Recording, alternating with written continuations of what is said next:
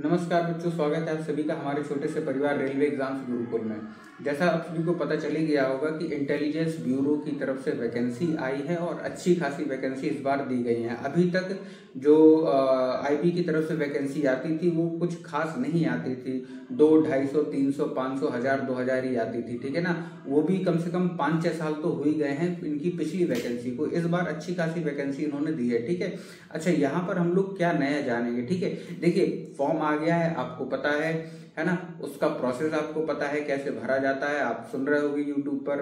तीसरी चीज, उसका एग्जाम पैटर्न कैसा है ये भी आपने अच्छे से देख लिया होगा या फिर यूट्यूब पर सर्च कर लिया होगा, सुन लिया होगा। यहाँ पर मैं आपको बताऊंगा, है ना, कुछ ऐसी चीजों पर डिस्कस करूंगा यहाँ पर कि आपने अभी तक नहीं सुना होगा और जानना बहुत जरूरी है, ठीक है। हर एक पॉइंट हम लोगों को ध्यान से समझना है ना, ताकि सिलेक्शन आराम से ले पाओ, ठीक है। अब देखिए, जो बच्चों के क्वेश्चन आ रहे हैं और क्वेश्चन मैंने ऐसे सिलेक्ट किए हैं जो सच में जानना जरूरी है बच्चों के लिए, ठीक है। पहला क्वेश्चन क्या है कि जो चयन प्रक्रिया है, ठीक है, चयन प्रक्रिया है उसमें सिलेक्शन कैसे पाया जा सकता है, ठीक है ना। दूसरा क्वेश्चन है कि क्या इंटेलिजेंस ब्यूरो की नौकरी सुरक्षित है, ठीक है। क्योंकि बहुत से बच्चों को लगता है कि इंटेलिजेंस ब्यूरो में हमें कुछ एक्साइटमेंट करने को मिलेगा या कोई मतलब हमें टास्क वगैरह दिए जाएंगे, ठीक है, या हमें ग्राउंड ड्यूटी दी जाएगी, ठीक है। कुछ को लगता है कि ये कठिन है, मतलब सुरक्षित नहीं है ऐसा कुछ, तो ये भी हम लोग समझेंगे, ठीक है ना। तीसरा पॉइंट हम लोग देखेंगे कि क्या लड़कियां भी इस फॉर्म को भर सकती हैं, अगर नौकरी लगती है तो क्या इंडिया में ही लगेगी या इंडिया के बाहर भी भेजा जा सकता है ना। इन तीनों चीजों पर हम लोग यहाँ पर डिटेल में चर्चा करेंगे, ठीक है। सबसे पहले देखिए, बात करते हैं कि आपने फॉर्म अगर मान लो फॉर्म भरेंगे आप, प्रोसेस वगैरह आपने सब देख ही लिया होगा फॉर्म भरने का। फॉर्म भरने का प्रोसेस में कोई बड़ी बात नहीं है, आप किसी भी साइबर कैफे में जाएंगे वो अच्छे से आपका फॉर्म भर जाएगा। कोशिश करना है कि अगर आप इंटेलिजेंस ब्यूरो का फॉर्म भर रहे हैं तो खुद से भरने की ट्राई मत करो, साइबर कैफे में जाओ वहां से भरो, ठीक है ना। फोटो कैसी होना चाहिए, है ना, साइज कितना होना चाहिए, उसमें कौन सा कलर बैकग्राउंड कलर होना चाहिए, आपके दोनों कान दिखने चाहिए, ठीक है। लड़कों के बाल छोटे होना चाहिए, ठीक है ना, लड़कियों की चोटी बंधी हुई होना चाहिए। ये वो बारीक चीजें हैं जो आपको ध्यान में रखना है, ठीक है ना। चश्मा लगा के फोटो नहीं खिंचवाना है। कई बच्चे करते क्या है कि चश्मा लगा के फोटो खिंचवा लेते हैं, ठीक है। जिनकी आंखें कमजोर हैं, उनका नजर का चश्मा लगा है, वो भी चश्मा लगा के फोटो ना खिंचवाएं, ठीक है ना। इसमें क्या होता है कि अगर चश्मा लगा के फोटो खिंचवाते हैं तो बहुत चांसेस रहते हैं कि इंटेलिजेंस ब्यूरो का जो डिपार्टमेंट है ना, तो उसे उस फोटो को कैंसिल कर देता है, ठीक है ना। उसे मतलब फॉर्म एक्सेप्ट आपका नहीं होगा, वो रिजेक्ट होने के चांसेस लगभग 70% रहते हैं, ठीक है। इस चीज का आपको ध्यान में रखना है ना। फेस पूरा क्लियर कट फेस दिखना चाहिए, है ना। बाल छोटे होना चाहिए, दोनों कान दिखना चाहिए आपके।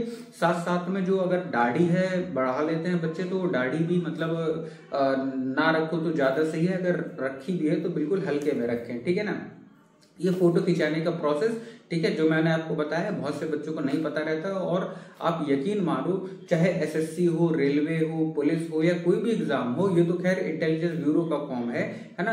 10% बच्चे एसएससी, रेलवे, पुलिस वगैरह के फॉर्म से बाहर हो जाते हैं, रिजेक्ट हो जाता है उनका फॉर्म, ठीक है, केवल फोटो के चक्कर में कि उन्होंने फोटो सही से नहीं खिंचवाई, ठीक है ना। और वो हल्की सी गलती रहती है जो आपने नहीं पकड़ी होती है, ठीक है। और ये इंटेलिजेंस ब्यूरो का फॉर्म है, आईबी का फॉर्म है, यहाँ पर फोटो रिजेक्ट होने के चांसेस बहुत ज्यादा बढ़ जाते हैं, ठीक है। और जो भी आप फोटो खिंचवाओ उसकी कम से कम 15 से 20 कॉपी अपने पास रखे रहो, है ना, लास्ट तक काम आती है, ठीक है ना। अगर क्योंकि इसमें क्या होता है ना कि जैसे आप प्री दोगे, ठीक है, उसके बाद मेन से दोगे, डॉक्यूमेंट वेरिफिकेशन होगा, इंटरव्यू होगा, तो जब आपका डॉक्यूमेंट वेरिफिकेशन होगा तो 5-5 फोटो आपकी सेम वही वाली फोटो लगती है जो आपने पहले दिन अपलोड करोगे, ठीक है ना। तो इसीलिए, क्योंकि लास्ट में अगर आपके पास फोटो नहीं बची तो फिर वहां पर बहुत दिक्कत आती है, बहुत दिक्कत का सामना करना पड़ता है, ठीक है। तो आप 15 से 20 फोटो अपने पास रखें, ठीक है। चलिए, उसके बाद हम लोग दूसरी चीज पर डिस्कस कर लेते हैं कि एग्जाम का जो पैटर्न है उसमें क्या कठिनाइयां आती हैं, पेपर कैसा बनता है, निकालें तो निकालें कैसे, ठीक है ना, आसानी से कैसे निकल सकता है। आपको ये तो पता ही होगा कि इसमें जो हर जगह बताया जा रहा है कि 100 क्वेश्चन रहेंगे, ठीक है ना। कितने क्वेश्चन? 100 क्वेश्चन रहेंगे। क्या क्या आएगा? मैथ आएगी, रीजनिंग आएगी, जीके आएगी, ठीक है ना, इंग्लिश आएगी, है ना। 25-25 क्वेश्चन कोई बता रहा है, कोई बता रहा है 35-35, 25 इस टाइप से करके बता रहा है, ठीक है ना।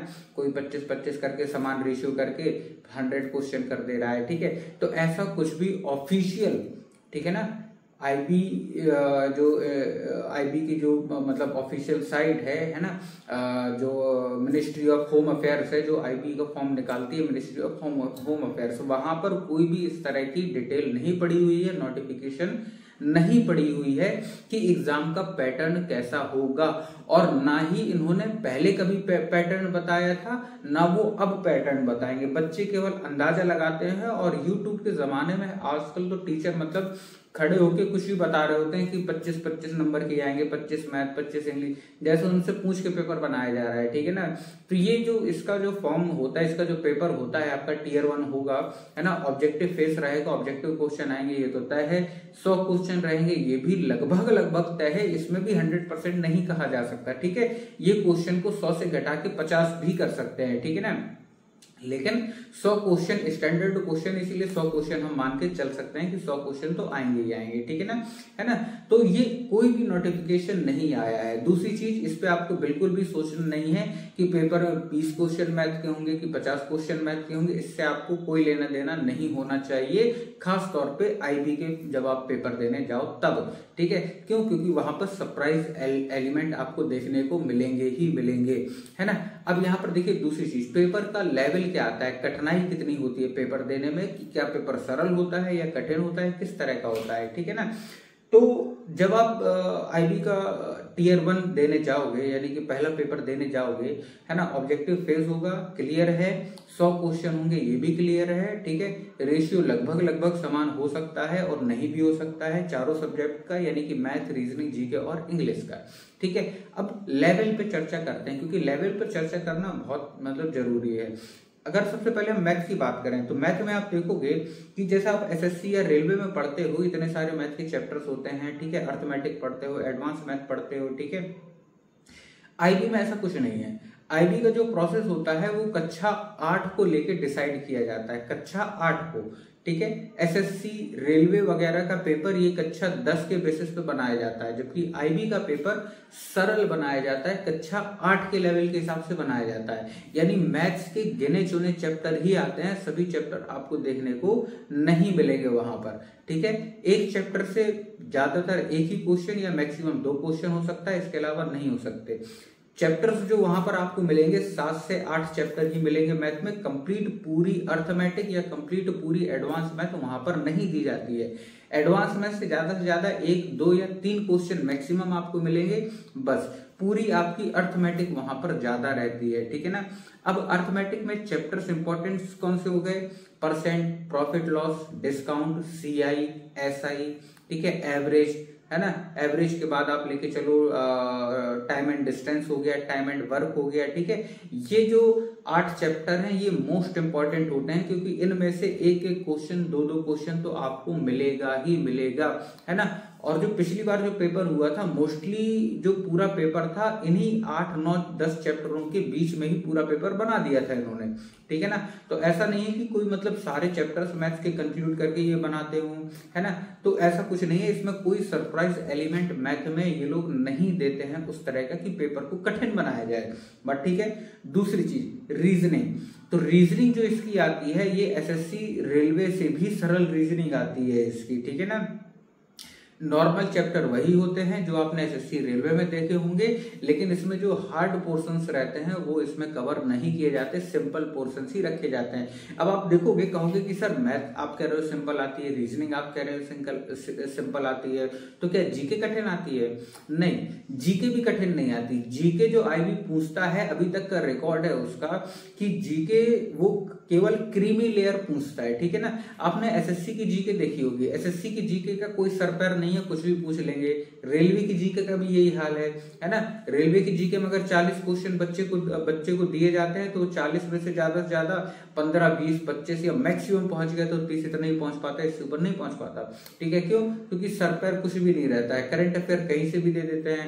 अब सोचिए एसएससी में जो करंट अफेयर दिए गए थे, शीला की जवानी गाना किसने लिखा, ठीक है, किसने गाया, चलो ये पूछ लेते तो बच्चे एक दिमाग लगा लेते, लेकिन किसने लिखा, ठीक है। तो बिल्कुल कोई सर पैर नहीं है। लेकिन आईबी का जो पेपर होता है इसमें अगर करंट अफेयर भी पूछी जा रही होती है, ठीक है, तो वो क्रीमी लेयर की ही पूछी जाएगी, मतलब ऐसी चीजें पूछी जाएगी जो डेली लाइफ में आपकी आंखों के सामने होती हैं, गुजरती हैं, आप न्यूज चैनल्स में देखते हो, न्यूज़पेपर्स में देखते हो, है ना, वही चीजें पूछी जाती हैं, ठीक है। फिर चाहे वो हिस्ट्री वाला पोर्शन हो, ज्योग्राफी वाला पोर्शन हो, साइंस वाला पोर्शन हो, ठीक है ना, या पॉलिटी वाला पोर्शन हो, या इसके अलावा करंट अफेयर वाला पोर्शन हो, इंटेलिजेंस ब्यूरो का जो पेपर बनता है इन सभी पोर्शन में वो कभी भी आप देखोगे कठिन क्वेश्चन नहीं देता है, वही क्वेश्चन देता है जैसे आप डेली लाइफ में कहीं ना कहीं देखते होगे।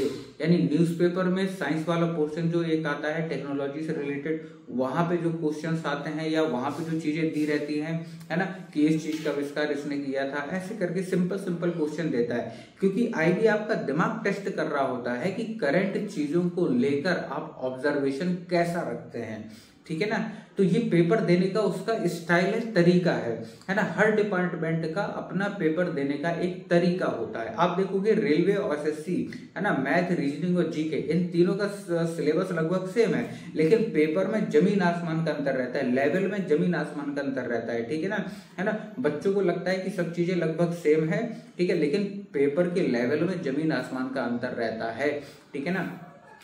तो आप ये समझ गए होंगे कि जीके जो पूछी जाती है ना, वही क्वेश्चन आते हैं जो डेली लाइफ में आप कहीं ना कहीं स्कूल कॉलेजेस में डेली लाइफ में आप पूछे जाते हैं क्वेश्चन, ठीक है ना।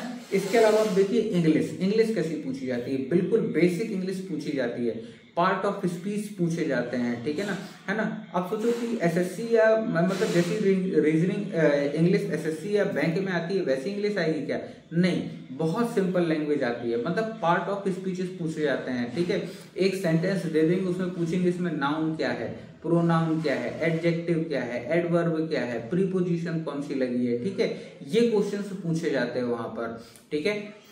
इसमें आप देखोगे पैसेज आएगा, इंग्लिश में बिल्कुल आएगा, अनसीन पैसेज एक हो सकता है या पैराजम्बल भी हो सकता है, ठीक है, वो भी सिंपल रहेगा। ऐसा नहीं कि कोई ज्यादा बहुत बड़ा हार्ड देते हो, बिल्कुल छोटा सा पैसेज रहता है, ज्यादा क्वेश्चन उसमें नहीं रहते, 3 से 5 क्वेश्चन ही वो कवर करेंगे, ठीक है। इसके अलावा इंग्लिश में आप देखोगे तो मिस स्पेल्ड वर्ड आ सकती हैं, बिल्कुल आ सकती हैं। इंग्लिश में एंटोसाइनो आ सकते हैं, बिल्कुल आ सकते हैं, 1 से 2 एंटोसाइनो दे सकते हैं वो लोग, ठीक है। डायरेक्ट इनडायरेक्ट आपका रहेगा, एक्टिव पैसिव आपका रहेगा, यानी पेपर बिल्कुल कक्षा 8 के बच्चे के जैसा ही बनाया जाता है, ठीक है ना। अब सोचो पार्ट ऑफ स्पीच वो पूछ रहा है, तो वो देखना चाह रहा है, एग्जामिनर देखना चाह रहा है कि आप क्या मतलब इंग्लिश पढ़ने के लिए जो दिमाग एसएससी में लगाते हो या बैंक में जो लगाते हो, उन्हें वो दिमाग नहीं चाहिए। उन्हें चाहिए कि आपने क्या इंग्लिश को अंदर से जाना है, ग्रामर को अंदर से जाना है ना, वो दिमाग उन्हें चाहिए। यानी कि चाहे आप देख लो, मैथ देख लो, रीजनिंग देख लो, इंग्लिश देख लो या जीके देख लो, जो आईबी का पेपर होता है वो ये टेस्ट करने के लिए बनाया जाता है कि आपने उस सब्जेक्ट का बेसिक पढ़ा है कि नहीं पढ़ा, ठीक है ना। तो केवल बेसिक पे ज्यादा फोकस करते हैं, ठीक है ना। और बच्चे क्या करते हैं कि बिल्कुल उन्हें लगता है कि एसएससी के लेवल की मैथ होगी, आईबी का पेपर है, बहुत खतरनाक होगा, ऐसा होगा वैसा होगा, नहीं, ऐसा कुछ भी नहीं होता है, ठीक है। तो इसमें डरने की जरूरत नहीं रहती है, ठीक है ना। अगर आप अच्छा इसकी कट ऑफ के बारे में बात कर लेते हैं कि इसकी कट ऑफ कैसे जाती है, ठीक है ना। अब जब आप पहला पेपर दोगे, ठीक है, तो वहां पर एक और दूसरा पेपर भी होता है जो कि होता है डिस्क्रिप्टिव, है ना। पहले इसके बारे में जान लेते हैं। डिस्क्रिप्टिव पेपर भी होता है ना, उसे अपन टीयर 2 भी बोल सकते हैं, ठीक है। टीयर 1 में आपका ऑब्जेक्टिव हो गया, फिर उसके बाद डिस्क्रिप्टिव पेपर भी होता है। जो डिस्क्रिप्टिव पेपर होता है वो होता है 50 मार्क्स 50 नंबर का, ठीक है।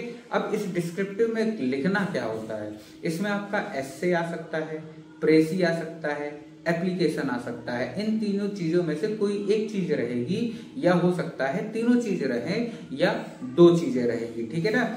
कोशिश ये होती है उनकी कि कम से कम 2 चीजें दी जाए, यानी एस्से और एप्लीकेशन दे सकते हैं, एस्से या प्रेसी दे सकते हैं, ठीक है ना। प्रेसी और एप्लीकेशन ये 2 चीजें नहीं देते हो, क्यों? क्योंकि ये छोटी हो जाती हैं, है ना, और 1 घंटे का समय रहता है, ठीक है ना। और इसका जो लिखने का तरीका है ये बहुत ही टेक्निकल तरीके से, इसका मतलब आप सोचो कि हाई स्कूल इंटर जैसा अगर आप लिख लोगे तो ऐसा बिल्कुल भी नहीं लिखा जाता है, ठीक है ना। यहाँ पर लिखने का तरीका बिल्कुल बदल जाता है। किसी दिन टाइम मिलेगा, मौका निकाल के मैं आपको बताऊंगा कि कि ये जो इंटेलिजेंस ब्यूरो में जो डिस्क्रिप्टिव पेपर होता है, मतलब आप टियर 2 मान के चल सकते हो, डिस्क्रिप्टिव पेपर होता है जिसमें एसे, एप्लीकेशन, प्रेसी पूछी जाती है। तो एसे इसका लिखा कैसे जाता है, इसमें एसे पूछा कैसे जाता है। एसे पूछेगा तो वो ऐसा सिंपल एसे देगा वो, है ना, कि आतंकवाद पर दे दिया, या प्रदूषण पर दे दिया, या महिला सशक्तिकरण पर दे दिया, या साइंस पर दे दिया। इस तरह के 3 देता है, उसमें से एक करना पड़ता है, ठीक है ना। तो इस तरह के ऐसे देता है। बच्चों को लगता, बच्चे जो लिखना शुरू करते हैं तो वो हाई स्कूल के पैटर्न को पकड़ लेते हैं, और हाई स्कूल के पैटर्न को पकड़कर सबसे ऊपर वो क्या लिखेंगे, उसका सारांश लिख देते हैं। फिर उसके बाद नीचे पूरा मतलब 5-6 हेडिंग रख के फिर उसके बारे में डिस्क्राइब कर देते हैं, और लास्ट में फिर उसका कंक्लूजन लिख देते हैं, ठीक है ना। तो ये ऐसा नहीं करना होता है। इसमें लिखने का तरीका, करने का तरीका कुछ अलग होता है। शब्द लिखे जाते हैं इसमें, शब्द उसमें लिखा रहेगा 250 शब्द का लिखना है, यानी कि 250 वर्ड्स का, या 500 वर्ड्स का, ऐसा लिखा जाता है, ठीक है ना। इस मतलब जो उन्होंने अगर बोला 250 वर्ड्स का लिखना है, 250 शब्द का लिखना है, तो वो 250 शब्द कैसे गिने जाते हैं, उनका यूज कैसे किया जाता है, 250 शब्द किस हिसाब के होना चाहिए, ठीक है। ये एक टेक्निकल मतलब चीज हो जाती है, ठीक है। इसी के बारे में किसी दिन डिस्कस करेंगे, है ना। मेन पेपर आपका ये डिस्क्रिप्टिव ही होता है ना। पहले पेपर में ऑब्जेक्टिव पेपर उन्होंने देखा कि आपने बेसिक पढ़ा है अच्छे से कि नहीं पढ़ा। अगर आपने अच्छे से पढ़ा है तो 90-95% क्वेश्चन आप अटेंड कर लोगे, ठीक है, और आपका सिलेक्शन हो जाएगा, है ना। क्यों? क्योंकि क्वेश्चन का लेवल उतना ज्यादा नहीं रहता है, ठीक है ना। यानी कि 85 के अगर ऊपर करके आ रहे हो तो मोस्टली चांसेस रहेगा कि हो जाए, ठीक है। अब यहाँ पर देखो, उसके बाद आपका मतलब पहले आपका ऑब्जेक्टिव पेपर चेक होगा, फिर डिस्क्रिप्टिव पेपर चेक होता है, ठीक है, कि आपने कैसा लिखा, ठीक है। अच्छा, इसके डिस्क्रिप्टिव में आप सोचो कि सर मेरी राइटिंग अच्छी नहीं है, नंबर मिलेंगे कि नहीं मिलेंगे, ठीक है। तो डिस्क्रिप्टिव पेपर में इसमें राइटिंग का देखो महत्व तो होता है, ऐसा नहीं कि राइटिंग मतलब राइटिंग का महत्व नहीं होता है, ठीक है। अब कोई आदमी पेपर चेक कर रहा है, उसे सामने वाले की लैंग्वेज ही नहीं समझ में आई तो उसने लिखा क्या है, तो क्या उसमें खास नंबर देगा, ठीक है। कुछ बच्चों की राइटिंग बिल्कुल एकदम मतलब एक एक अक्षर अलग अलग समझ में आता है, तो उसमें एग्जामिनर अपने मन से नंबर उसके 5-6 नंबर 10 नंबर बढ़ा देता है, ठीक है। तो राइटिंग का महत्व तो होता है, लेकिन क्या जिनकी राइटिंग अच्छी नहीं है उन्हें नंबर नहीं मिलते? बिल्कुल मिलते हैं। जिनकी राइटिंग अच्छी नहीं है वो एग्जामिनर से नंबर कैसे ले सकता है, ये भी एक तरीका होता है एसे, एप्लीकेशन या प्रेसी लिखते टाइम, ठीक है ना। तो इसके बारे में ये पूरी चीजें हम बाद में डिस्कस करेंगे, ठीक है ना। तो दूसरा आपका जो टियर 2 हो गया वो डिस्क्रिप्टिव पेपर हो गया। तीसरा आपका जो पॉइंट है ना, तीसरा जो लेवल का मतलब थर्ड टियर 3 बोल सकते हैं, यहाँ पर आपका डॉक्यूमेंट वेरिफिकेशन और इंटरव्यू होगा, ठीक है ना। इंटरव्यू और डॉक्यूमेंट वेरिफिकेशन लगभग दोनों एक साथ ही पढ़ते हैं, ठीक है। इंटरव्यू की प्रक्रिया क्या होती है, इंटरव्यू में क्या क्वेश्चन पूछे जाते हैं, क्या इंटरव्यू में ज्यादा मतलब उस तरह का एकदम आईबी का पेपर है, इंटेलिजेंस ब्यूरो का पेपर है, तो क्या बिल्कुल उस तरह के मतलब समझ रहे हो आप, वैसा कुछ नहीं होता है कि बिल्कुल जैसा मूवीज में दिखाते हैं वैसा कुछ नहीं होता है, ठीक है। नॉर्मल इंटरव्यू होता है, नाम, पता, एड्रेस, सबसे पहले यही शुरुआत होती है, ठीक है। फिर उसके बाद नॉर्मल 1-2 क्वेश्चन पूछे जाते हैं, डेली लाइफ से रिलेटेड क्वेश्चन पूछे जाते हैं, इसके अलावा और कुछ इंटरव्यू में नहीं पूछा जाता। वहां आप जाकर आप अंदर कैसे गए, बैठे कैसे, वहां पूरे टाइम कैसे बैठे रहे, है ना। वहां अगर आसपास आप कहीं घूम रहे हैं, ठीक है, तो वो सारी चीजें ऑब्जर्व करते हैं, मतलब देखते हैं, ठीक है। उस ऑब्जर्वेशन के हिसाब से आपको नंबर दिए जाते हैं, ठीक है ना। उसके बाद जब आपका मतलब इन तीनों में नंबर अच्छे आते हैं, मतलब आप क्रॉस करते चले जाते हो, फाइनल सिलेक्शन होता है, डॉक्यूमेंट वेरिफिकेशन आपका अच्छा होता है, ठीक है, आपका सिलेक्शन आराम से हो जाएगा, ठीक है। यानी पूरे प्रोसेस में आप देखोगे वो ये चाहते हैं कि आप सिंपल हैं या नहीं है, मतलब आपका दिमाग बेसिक चीजों को पकड़ पा रहा है या नहीं पकड़ पा रहा, वो केवल ये चेक करते हैं, ठीक है। तो जो बच्चे ओवर स्मार्टनेस दिखाते हैं, चाहे पेपर देने में, चाहे इंटरव्यू देने में, या ऐसे एप्लीकेशन लिखने में, वो बच्चा पहले ही बाहर हो जाता है, ठीक है। जो बच्चा सिंपली ये सोच के जाता है कि यार नॉर्मल मुझे पेपर करना है, डिस्क्रिप्टिव पेपर भी नॉर्मल लिखना है ना, मतलब ज्यादा हमें उसमें कोई छेड़छाड़ करने की जरूरत नहीं होती है, ना पेपर के साथ, ना जो ऐसे एप्लीकेशन लिखोगे उसके साथ, ना इंटरव्यू में कोई ओवर स्मार्टनेस दिखाने की जरूरत होती है। नॉर्मल आप सारी चीजें करते चलोगे, आराम से सिलेक्शन हो जाएगा, ठीक है। उसके बाद देखिए, क्या लड़कियां फॉर्म डाल सकती हैं? तो बिल्कुल डाल सकती हैं, ठीक है ना। इसमें ऐसा कुछ नहीं है कि लड़के डाल सकते हैं, लड़के नहीं डाल सकती हैं। अब मेन बात ये आती है कि लड़कियां अगर फॉर्म डालेंगी तो लड़कियों का भी क्वेश्चन रहता है, लड़कों का भी क्वेश्चन रहता है कि सर क्या पोस्टिंग कभी इंडिया से बाहर भी हो सकती है क्या, है ना। तो ऐसा बिल्कुल पॉसिबल है कि पोस्टिंग कहीं भी हो सकती है, ठीक है। जब आप मतलब फॉर्म फिल करेंगे या डॉक्यूमेंट वेरिफिकेशन होगा उस टाइम पे आप पे लिखवाया जाता है कि आप मैरिड है या अनमैरिड है, ठीक है। अगर यदि आप फिर उसके बाद आपका एक ऑप्शन ये भी, उसमें एक कॉलम ये भी रहता है कि क्या आप इंडिया में ही सर्व करना चाहते हैं कि आपको बाहर भी मतलब ऑल ओवर वर्ल्ड में सर्व करना चाहते हैं, ये भी एक ऑप्शन वहां पर देते हैं, ठीक है। तो ये ऑप्शंस वहां पर फिल करवाए जाते हैं, ठीक है। तो अगर आपने डाल दिया अनमैरिड हैं और आप ऑल ओवर वर्ल्ड कहीं भी सर्विस दे सकते हैं, है ना, तो हो सकता है आपका काम अच्छा रहे। जब आपका सिलेक्शन हो जाए, आपका काम अच्छा रहे, ठीक है, आप बाहर जाना चाहते हैं और कभी बाई चांस ऐसा मौका मिल गया या ऐसा टास्क आपको मिल गया कि जिसके लिए विदेश यात्रा आपको करनी पड़े, तो आप बिल्कुल बाहर भी विदेश भी जा सकते हो, ठीक है ना। और जिन्होंने डाला है कि मैरिड हैं या अनमैरिड भी हैं या मैरिड हैं, कुछ भी इंडिया में ही सर्व करना चाहते हो तो इंडिया में ही सर्व करेंगे। ऐसा कुछ नहीं कि इसमें जबरदस्ती बाहर भेजना, मतलब बाहर जाने जाना, ऐसा कुछ नहीं है, ठीक है। नॉर्मल ऑफिस वर्क आपका रहेगा, फाइल यहाँ से वहां ले जाने का रहेगा, फाइल फिल करने का रहेगा, फाइल कंप्लीट करने का रहेगा, हर चीज मतलब डॉक्यूमेंटेशन का भी वर्क होता है, ऑफिस वर्क भी होता है, ठीक है ना। आपको ऐसा नहीं फील होगा, ऐसा मतलब ये सोच के नहीं जाना है, मतलब कि जो ये सोच रहे हैं कि इंटेलिजेंस ब्यूरो में जा रहे हैं तो जैसे मूवीज में होता है हीरो करता है, एक्शन करता है, ऐसा कुछ नहीं होता है इसमें। मतलब इंटेलिजेंस ब्यूरो का काम इंटेलिजेंस का है, ठीक है, इंटेलिजेंस का है। उनका कोई काम मतलब लड़ाई लड़ना या छुप के लड़ाई लड़ना, दूसरे देश में जाके घुसपैठ करना, ऐसा इसका काम नहीं है। इसके लिए भारत में और भी अन्य कई एजेंसीज हैं, है ना, मिलिट्री एजेंसीज हैं, ठीक है ना, MI है या मिलिट्री इंटेलिजेंस है, ठीक है ना, RNW है, बहुत सारी अन्य एजेंसियां हैं। सारी चीजों के नाम लेना यहाँ पे पॉसिबल नहीं है, ठीक है। तो अन्य एजेंसियां हैं। अच्छा, यहाँ पर एक चीज और, मतलब लगभग सब चीजें तो यहाँ पर हो गई कि कैसे आप सिलेक्शन पा सकते हैं इसमें, है ना, प्रोसेस क्या होता है, लड़कियां डाल सकती है फॉर्म, नहीं डाल सकती है, पोस्टिंग कहाँ मिल सकती है ना। तो बिल्कुल आपको ये वाला फॉर्म डालना चाहिए। बहुत अच्छा मतलब सैलरी पैकेज भी इसमें अच्छा है। लगभग आप मान के चलो मिनिमम अगर हाई स्कूल इंटर से है तो शायद 35, 40, 42 हजार से आपकी शुरुआत होगी, है ना। और ग्रेजुएशन लेवल से है तो 70, 75 हजार, 1 लाख के आसपास आपकी सैलरी हो सकती है ना। अच्छा सैलरी पैकेज है, अच्छी रिस्पेक्टेड जॉब है, ठीक है। आप direct ministry of home affairs से डायरेक्ट आपका रिलेशन रहेगा, है ना। बहुत बढ़िया जॉब है, आप इसे आराम मतलब बिल्कुल बेसिक डालिए, ठीक है ना। कौन कौन इस फॉर्म को डाल रहा है नीचे कमेंट करके जरूर बताइएगा। चलिए मिलते हैं अगले वीडियो में, तब तक के लिए धन्यवाद।